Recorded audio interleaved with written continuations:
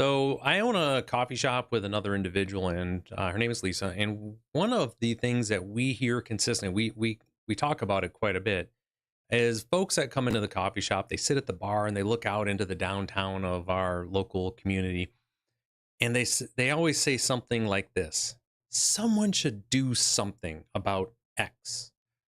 Someone should do this. Someone should do that. Whatever it happens to be." And we all laugh about it, Lisa and I, because we hear it all the time. And in the case of today's, video, we have the Ford CEO calling for better wages and working conditions for young people. If there was ever a person on the planet who could provide better wages and working conditions for young workers, it would be the CEO of Ford. And we just laugh about it because the entire article, we're going to talk about it here. Again, this was in conjunction with a speech. It wasn't like he was just at our coffee shop saying, man, someone should do something about the wages at Ford. It's not the case. He was speaking at, it's a Aspen Ideas. We're going to take a look at that for those that don't know what it is. It's pretty interesting that you'll get a laugh about some of the things that go on there. You won't be surprised either. But we're going to talk about that. We're going to look at inflation, going to look at wage growth, and then we're going to take a look at the cost of a new Ford pickup and just have a conversation about this. And the reason I'm bringing this up has to do with how I talk with my clients as a business coach and certified exit planner. When it comes down to small business owners and their ability to impact their employees, wages are the number one thing that they can do, specifically in our current environment where everything costs more. It's just everything is more expensive. And wages are the one thing to get after that. And we don't want to be in a situation where, as employers, we're saying, man, someone should do something about that. When really, in reality, there's things that we can take care of. So, for those that don't know, my name is Ryan Howe. I am a business coach that works out of West Michigan and around the country. I help business owners create businesses that sell for high multiples. And I come on YouTube pretty consistently every single day, sharing information I share with my clients, and I hope to earn your subscription. So let's get into this here. Now, this is from AI Invest. It's a news aggregator, and they brought this in, and I found this just fascinating with the Ford CEO putting this out here. Again, Jim Farley acknowledged the challenges faced by young workers at the car maker who were taking on additional jobs at Amazon to make ends meet. This revelation came during his speech at the Aspen Ideas Festival. We're going to take a look at that in a second, where he discussed the need for better wages and working conditions for young employees. Farley drew inspiration. I'm sorry, I'm just laughing about this. From the actions of Ford founders, Henry Ford. I think anybody who's gone through business schools heard this story. He raised factory wages to $5 a day, more than double the average wage at the time. This move was not only a strategy to attract stable workforce, but also to ensure that his workers could afford to buy the cars they produced. Now, during union contract negotiations, Farley learned from veteran employees that young workers were struggling with low wages, often working multiple jobs and getting inadequate sleep. Some workers were even holding jobs at Amazon, working 8 hours there before clocking into a 7-hour shift at Ford, leaving them with only 3 or 4 hours of sleep. So let's take a look here if we move into this. I want to show you this Aspen Ideas thing, right?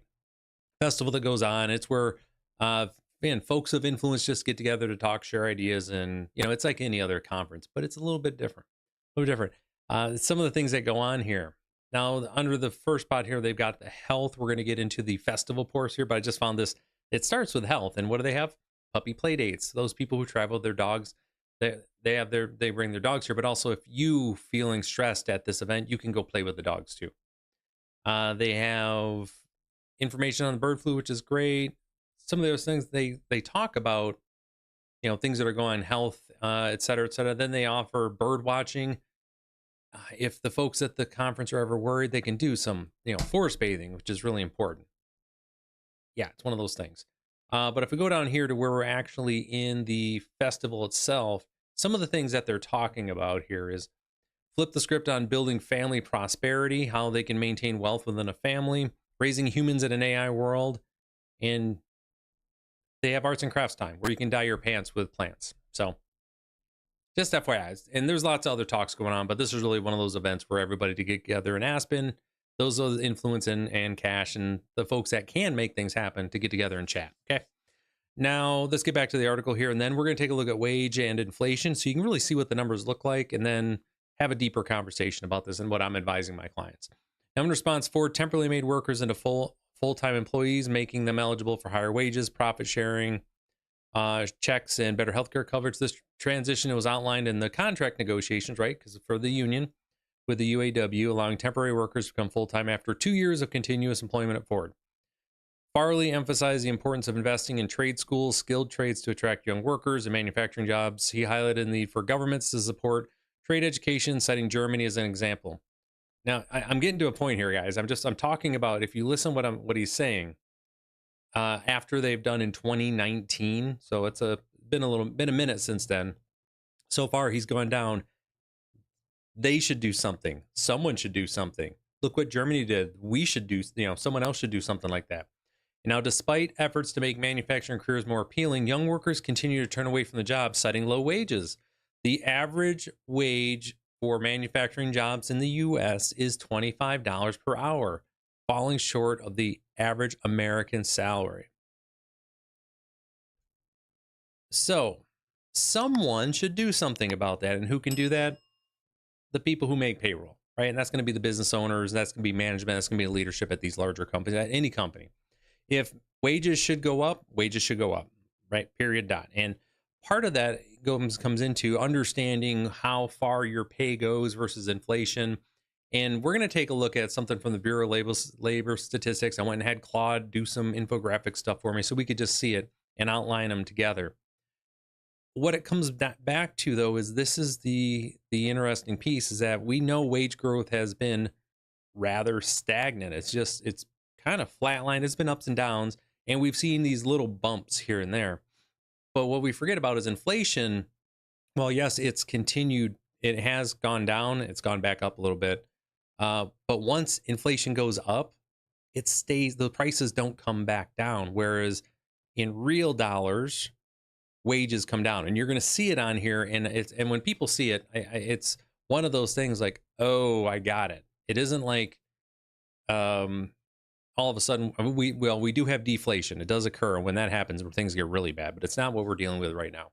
Okay, so let's take a look at this here, and again, talk more about this. If folks want to change this, is what has to change. So I asked Claude to go find some information for us and just kind of show wage growth versus inflation since 1970 to what we have up to right now, which is 2024. And everyone's familiar with this, where inflation got out of control and just went haywire back in the 70s. Let's not worry about that. Here's where it's more relevant to us, okay? And you can see this starting 2010, where it was pretty flatline, I would say, for the most part, but wages weren't going up.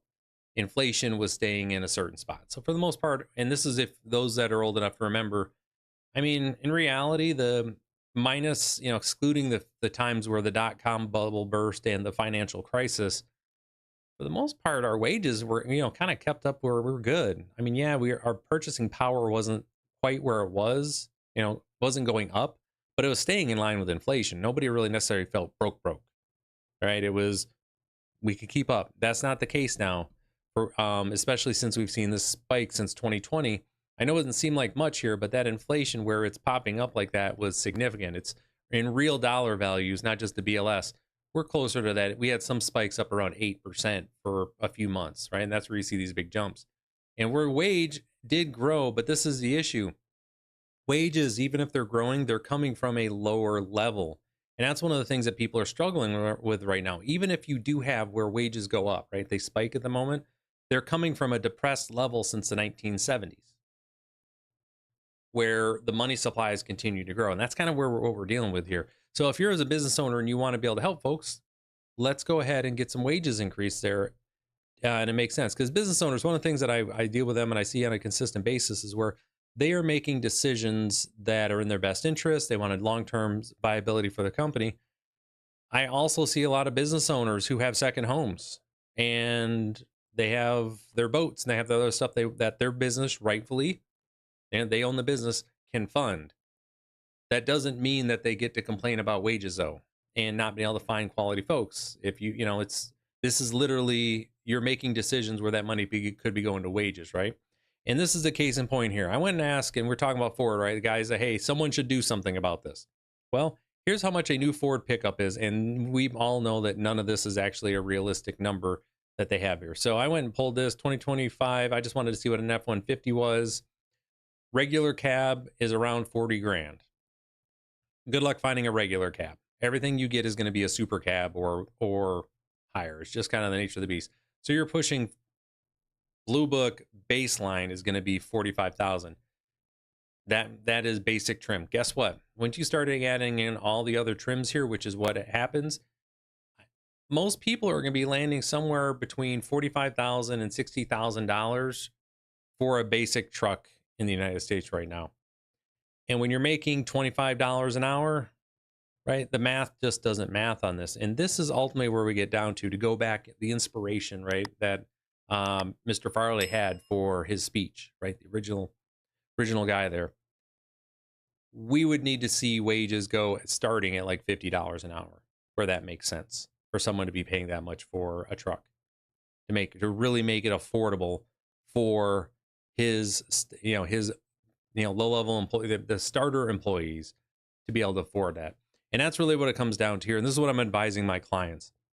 My level of concern about clients when they're talking to me about not being able to afford wages for employees when they have a second home, third home in some cases, they have a boat, they have all these other things that are going on that again, rightfully so, it's their money to do with, but when they're making choices to where they are pulling money out of their business intentionally to fund their lifestyle, and then in the same breath saying there isn't enough money to pay wages, I don't really have a lot of empathy, or I don't have a lot of sympathy for them in that case. I understand, I get it, empathize with them, but they're actively choosing to fund a lifestyle versus looking at how they can support their workforce.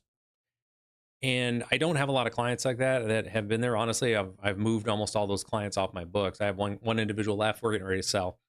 Beyond that, the folks that I work with, they are actively working on divesting those extra again, the second home, the other things, so that they can afford to pay higher wages. And that's what we're working towards right now. Because there's a point where you've got to make sure you're taking care of your community, which is exactly what Henry Ford was talking about when he doubled wages. He paid more knowing that the money was going to come back to the company in some way, shape, or form. It was going to help out the community, which is then going to allow more people to purchase his product. And that's been missing in the small business world and the large business world for quite some time. So with that, Jim Farley, I know you don't watch my video. You want to make impact? Increase wages. You're going to see an immediate effect with folks on the quality and the overall level of satisfaction you'll have, but it'll also spur your manufacturers to do the same thing. Okay.